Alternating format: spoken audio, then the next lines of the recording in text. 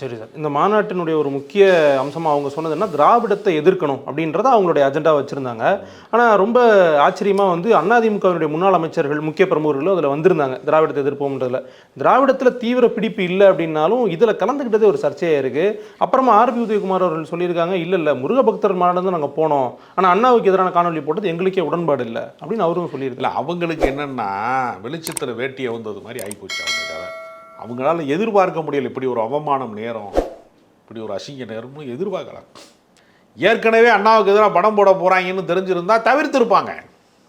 அவங்க போன இடத்துல திடீர்னு ஒரு படத்தை அப்படி ஸ்க்ரீன் பண்ணும்போது இந்து முன்னணி என்னென்ன வேலை செய்யுங்கிறது கடந்த காலத்தில் தெரியாதா? பல ஊர்களில் பல பிரச்சனைகளில் போலீஸில் வந்து கலவரத்தை தூண்டிய வழக்கு பூராமே இந்து முன்னணியினுடைய பிரமுகர்கள் மேலே இருக்குது.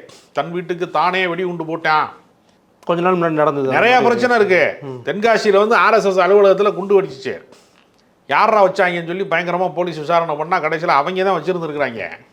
அவங்க வேறு இடத்துல வீசுறதுக்கு வச்சுருந்துருக்காங்க, அவங்க இதெல்லாம் வெடிச்சிருச்சு.